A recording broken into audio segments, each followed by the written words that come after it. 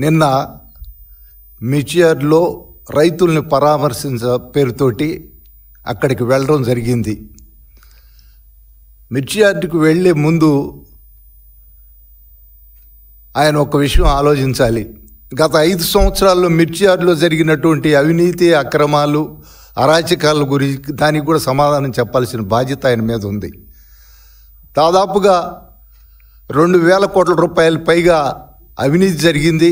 దానికి సంబంధించిన పూర్తి సాక్ష్యాధారాలతో సహా ఇటీవల మేము ముఖ్యమంత్రి నారా చంద్రబాబు నాయుడు గారి దృష్టికి తీసుకెళ్ళడం జరిగింది. దాని మీద విజిలెన్స్ విచారణ కూడా ఆదేశించారు.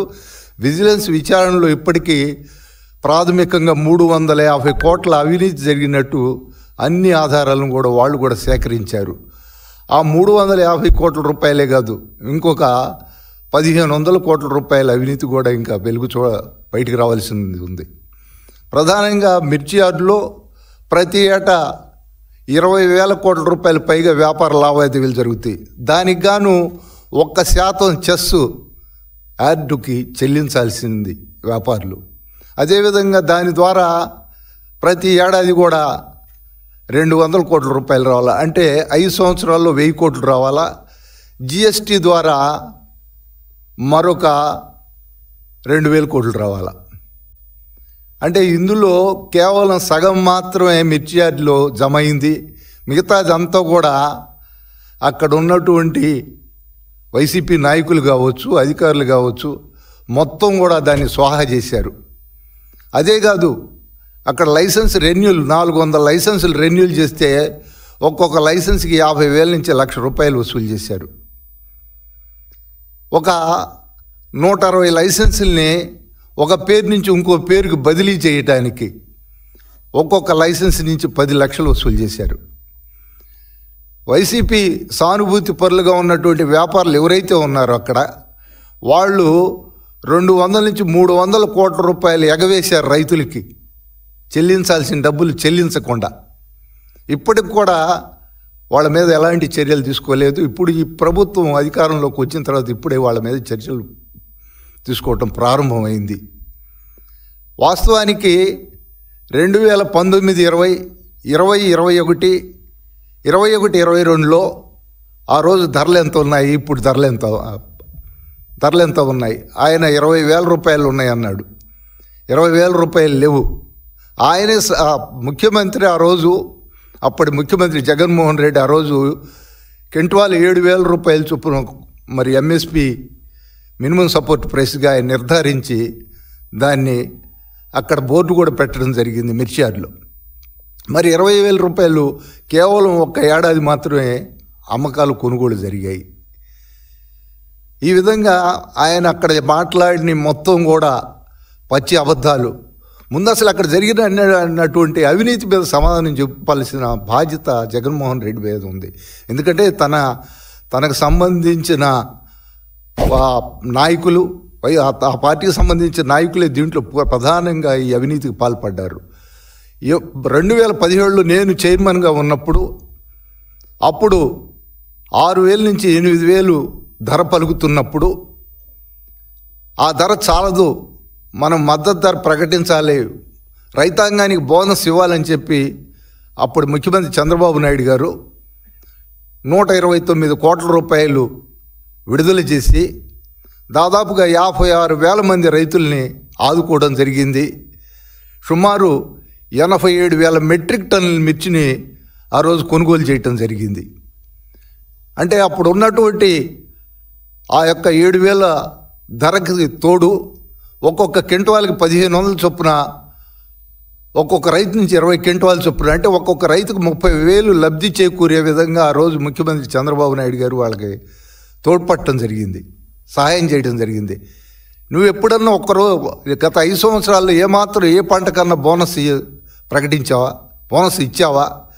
నువ్వు అసలు మినిమం సపోర్ట్ ప్రైసే ఎంత ప్రకటించాలో కూడా నీకు కనీస అవగాహన లేదు. అసలు ఏ పంట పట్ల అవగాహన లేదు. నిన్న వస్తే మిర్చియార్డ్లో ఒక అరగంట సేపట్లోనే నువ్వు ఉక్కిరి బిక్కిరి అయ్యావు. ఇంకొక అరగంట కనుక ఆలస్యం అయితే నువ్వు రైతుల్ని పరామర్శించడం కాదు, నిన్ను జనం అందరూ పరామర్శించాల్సిన పరిస్థితి వచ్చేది. ఆ విధంగా నీకు అసలు ఏ పంట ఎక్కడ పండుద్ది, ఏ పంట ఎట్లా పండుద్ది, ఏ పంటకి ఎంత ఖర్చు అవుద్ది, ఎంత పెట్టుబడి అవుద్ది అనేది కనీస జ్ఞానం లేదు, కనీస అవగాహన లేదు.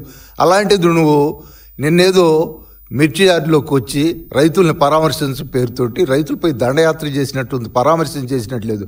రైతులను అక్కడ వైసీపీ యొక్క గోండాలు, అక్కడికి వచ్చినటువంటి కిరాయి ముఠాలు, కిరాయి మొత్తం రౌడీలు మొత్తం కూడా చుట్టుపక్కల ఉన్నటువంటి సంఘ విద్రోహ శక్తులు అన్నీ కూడా అక్కడికి రావడం జరిగింది. రైతుల మీద దాడులు చేశారు, రైతులు మిర్చి టిక్కీలు ఎత్తుకెళ్ళారు.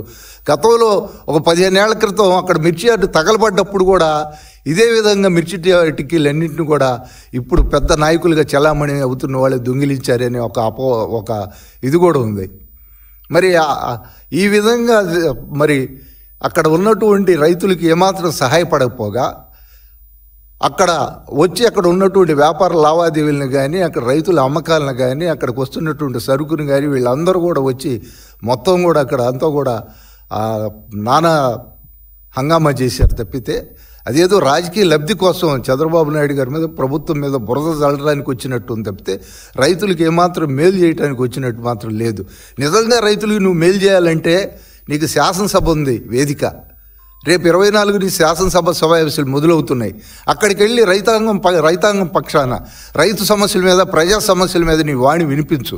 నువ్వు అక్కడ గట్టిగా నిలబడు, అక్కడ మాట్లాడాలి. అక్కడ మాట్లాడటం వదిలేసి నిన్ను అక్కడ పులివెందుల ప్రజలను నిన్ను శాసనసభ్యుడిగా గెలిపిస్తే శాసనసభలో మాట్లాడాల్సినటువంటి సమస్యల్ని నువ్వేదో అక్కడికి వచ్చి కేవలం ఇది రాజకీయ లబ్ధి కోసం తప్పితే ఏమాత్రం కూడా దీంట్లో అతను రైతాంగానికి మేలు చేద్దామని కానీ ఏమాత్రం కూడా లేదు. 5 సంవత్సరాల్లో రైతుల గురించి ఒక్కసారైనా మాట్లాడిన దాఖలాలు లేవు.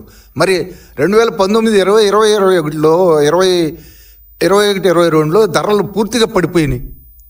ఆ రోజు ఎప్పుడన్నా మిర్చి యార్డుని సందర్శించావా? కనీసం మిర్చి గురించి ఒక్క మాటను మాట్లాడావా?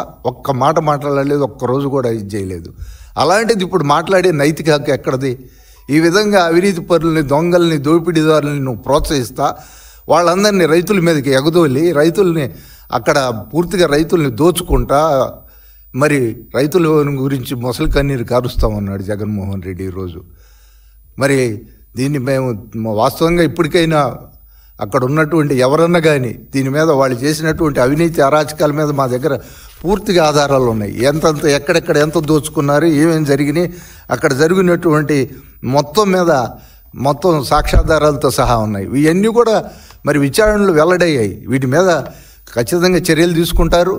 భవిష్యత్తులో ఇలాంటి నాయకులపై కానీ ఇలాంటి అధికారులను కూడా ఖచ్చితంగా కఠినంగా శిక్షిస్తారు. ఈ విషయాల్ని తెలియజేయటానికి ఈరోజు ఈ యొక్క సమావేశాన్ని ఏర్పాటు చేయడం జరిగిందని చెప్పి తెలియజేస్తా ఉన్నాం అందరికీ.